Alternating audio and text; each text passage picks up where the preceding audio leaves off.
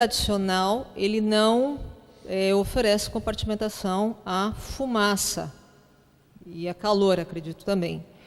E todos esses métodos que nós usamos para projeto de estruturas, nós partimos do princípio de que o incêndio ele é compartimentado, ou seja, ele é totalmente confinado ao espaço. Como que fica essa avaliação em termos em locais em que a compartimentação total ela é crucial para manter a segurança estrutural? Bom, na verdade, o sistema de chuveiros automáticos, né, o sprinkler, ele é um elemento de proteção ativa da edificação. Ela é prevista em alguns tipos de edificações, tá certo, com determinada altura.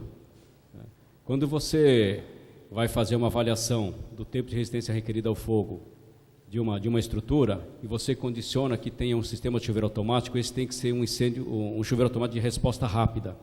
Ele não pode ser uma de resposta padrão, do tipo standard. Porque se tiver um chuveiro do tipo não de resposta rápida, você não vai ter um chuveiro automático de supressão e basicamente um chuveiro de controle do incêndio. Aí você vai diminuir, né, o potencial calorífico nesse compartimento para que as pessoas consigam sair com segurança e esse incêndio seja debelado automaticamente ou controlado. Agora, os chuveiros de supressão, eles realmente extinguem incêndios. Então, na verdade, é assim, quando você vai fazer um dimensionamento pelo método equivalente, você leva em consideração alguns parâmetros, né, para você verificar se você vai ter um ganho, né, no seu tempo de resistência ao fogo. Dentre eles, o chuveiro automático de resposta rápida, se você tem uma brigada de incêndio na edificação, se você tem uma detecção automática do incêndio, que vai detectar um princípio, né, de incêndio, você tem que colocar isso na sua avaliação para você conseguir fazer uma majoração dos seus valores e no resultado final você conseguir ter um ganho, né, estrutural para isso. A minha pergunta é porque, justamente por questão até de publicidade, é colocado que o sprinkler tem uma eficiência geral. Ninguém explica isso para a gente, qual tipo de sprinkler, ou se até mesmo é o water misting, que o sprinkler tem uma eficiência de 98%. Já aconteceu da gente participar de reuniões técnicas em que praticamente a solução que foi dada é colocando o sprinkler não precisa de proteção nenhuma na estrutura. E nós sabemos que não é bem assim. Então, acho que isso deveria estar um pouco mais, ser mais discutido entre o pessoal da área de estruturas, porque os projetistas de estruturas não têm conhecimento sobre esses tipos de sprinkler e do seu potencial e sua eficiência. Ok? Muito obrigada. Tem uma pergunta aqui com o Bruno.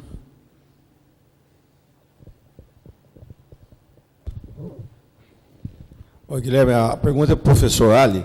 A gente tem feito uns ensaios de segurança contra incêndio e com carregamento até baixo em função de não termos aí ainda laboratórios capacitados para uma carga maior. Mas ainda assim, a gente não chega no colapso estrutural e na estanqueidade, o revestimento, via de regra, ele acaba vazando gases antes da hora e abaixando muito, às vezes, o desejado aí nessa segurança. Dos materiais comerciais, nada de tratamento especial, na visão dele, que já deve ter um número de ensaios aí no rol feito muito grande, o material mais indicado, né, entre reboco, gesso ou alguma coisa similar, o que ele acha que seria, ou o que ele tem de informação, o material com desempenho mais interessante para esse caso aí? This question for you, did you understand? Dr. Ali speaks many languages, so he could get a little bit. So he asking that they are doing lots of tests on walls under fire situation, test several assemblies types, both for clay and also the concrete one.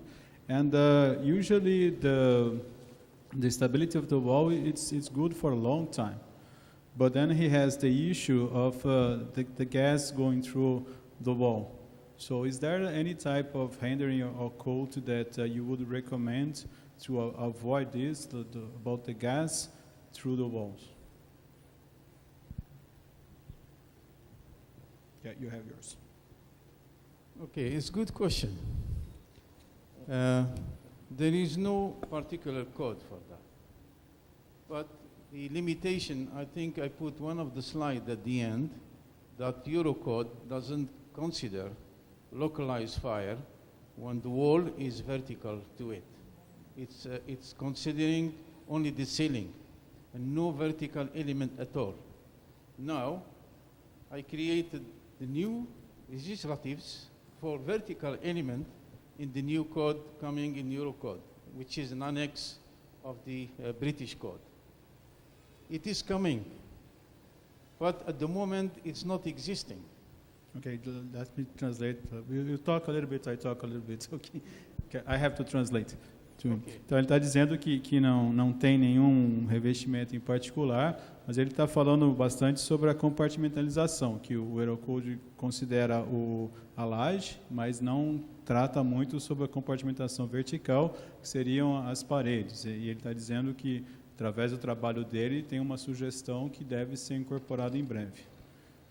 Again, on Quora, the fire can travel. It doesn't spread.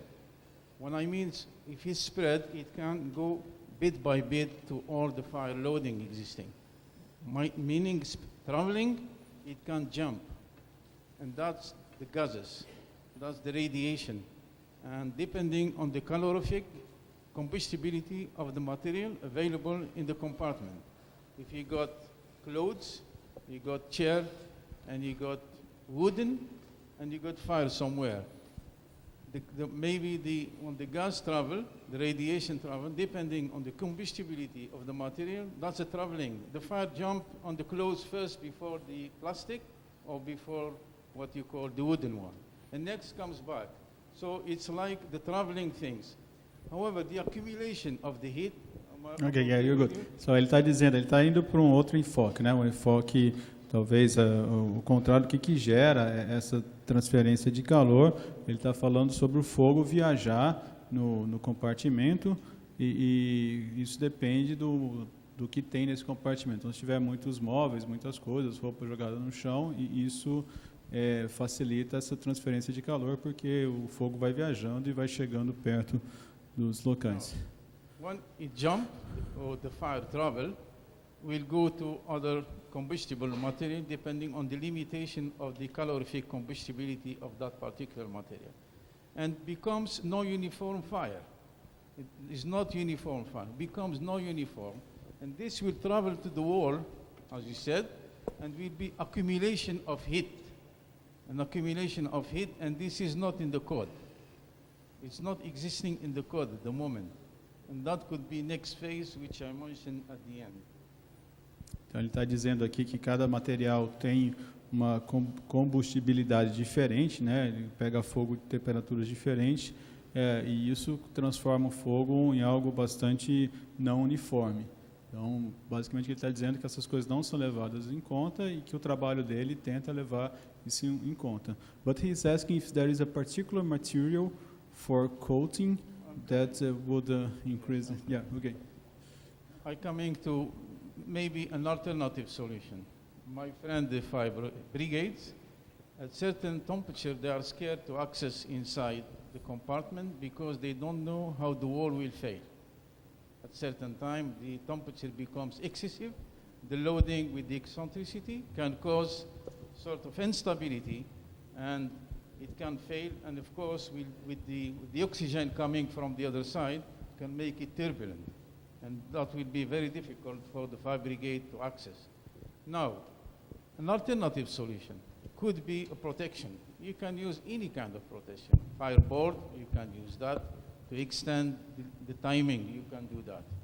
Or you can do a finishing material as well. It can sort of reduce the temperatures crossing from one side to the other side and maintain the stability of the wall. Can you translate? Yes. Então ele está dizendo que realmente esse é um problema, né? A brigada aqui de incêndio, o corpo de bombeiros tem receio às vezes de entrar no compartimento porque aquela estrutura pode cair. Então ele diz que existem realmente algumas proteções, alguns revestimentos, acabamentos que poderiam proteger. But he's asking about the gas transfer from one side to the other. The question is very good when the wall is high. When the wall is high, it becomes weaker at some level, and it will be too heavy for the bottom part to carry the loading. And here, you don't know how the wall will fail, and the fire brigade, they don't take the risk to enter in the compartment. There are so many accidents happening in that. However, it could be a solution, alternative way, to put sprinkler, if you want to avoid this, and especially for open compartment. Let's say a commercial compartment, because a commercial compartment, the fire load can be very, very fast and can cause a big damage, smoke and heat too. And that's protection, let's say passive protection, like sprinkler could be one of the solutions to stop that to happen.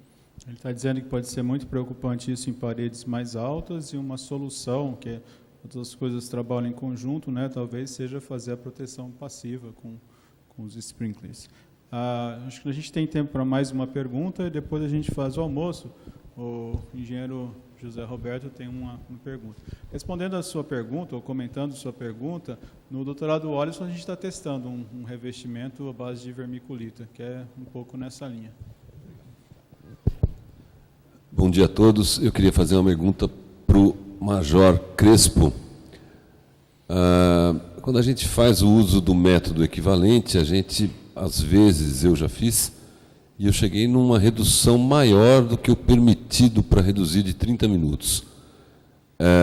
Então, por exemplo, você tem uma edificação de mais de 30 andares, de 30 metros, 120 minutos de TRRF, chega num cálculo equivalente em 40 e poucos, e a gente só pode reduzir para 90. Qual o motivo técnico disso? Bom, esse motivo ele está expresso como limitação legal na própria legislação, entendeu? Então, assim, se você deseja que essa limitação ela aumente, né, você pode interpor um estudo específico para aquele caso particular, né, por meio de uma comissão técnica, avaliando os critérios que você está apresentando, né, que você tem um ganho maior de TRRF pelos sistemas que você tem incorporados na edificação, mas a limitação que se dá é de 30 minutos, sempre. Constitucional, então. A limitação é 30 minutos porque mas não tem eu tenho o método equivalente e eu faço o cálculo. Eu chego num número menor, mas eu só posso reduzir 30 por lei. É isso? Sim, é isso aí. Muito obrigado. A gente tem uma última rápida pergunta ali atrás, Aline.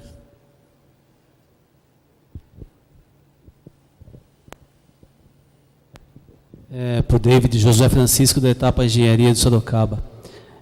David, vocês estão fazendo alguns ensaios com revestimento nas células internas aos blocos? Algum tipo de material, areia, por exemplo, argamassa?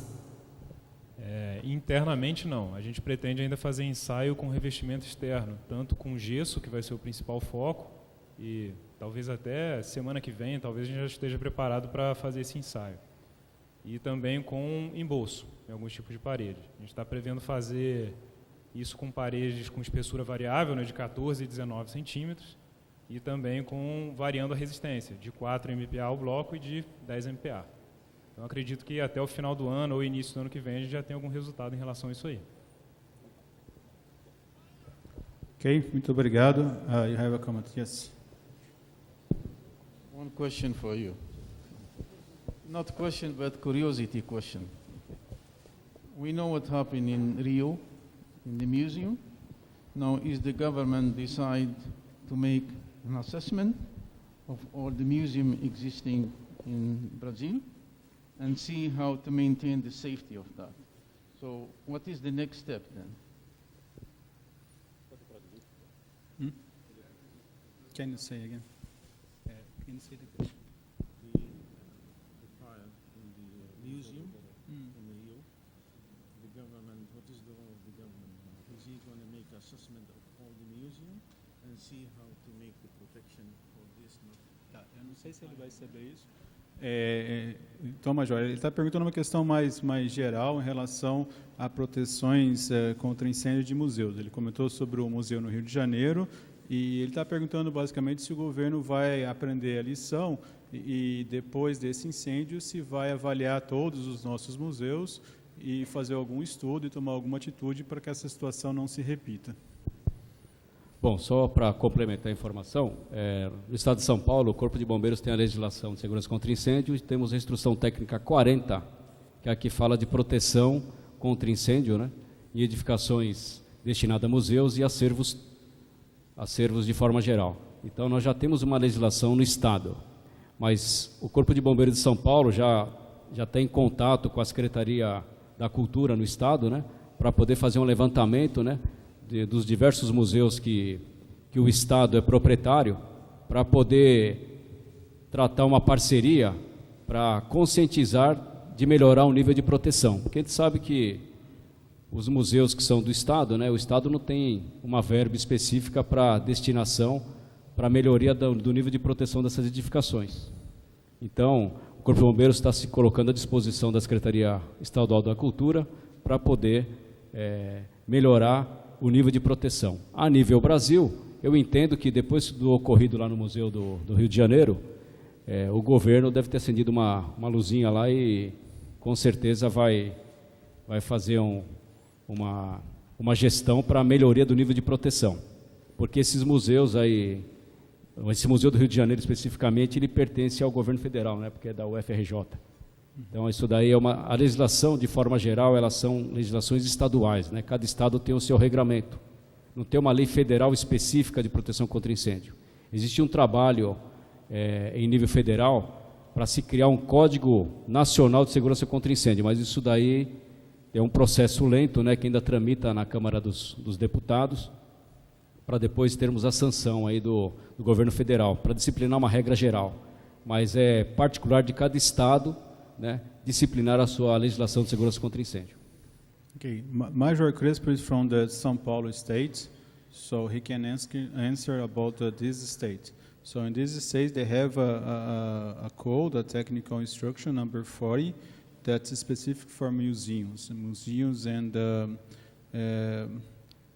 houses for old people. So they have a partnership with the Heritage and Culture Department. They try to work together. About the one in Brio, it's not on his department, it's the federal one, but he hopes that could ring a bell, and now they start to work a little bit more. So there is some new laws in our Congress that regards this, so he hopes this will ring some bells and people will care a little bit more. Basically was. Ok, então, obrigado. Salva de palmas para nossos palestrantes. Palestras muito interessantes e relevantes pela manhã. Agradeço bastante. Thank you very much for your lecture, Dr. Nadja. Eu acho que a gente consegue... Oi? Tá, a gente consegue manter aqui o nosso programação. A gente está 20 minutos atrasados. A gente consegue almoçar e voltar às 1h40, todo mundo? Para a gente começar às 1h40. Então, só vou convidar a professora Carla aqui para alguns anúncios finais. E é isso.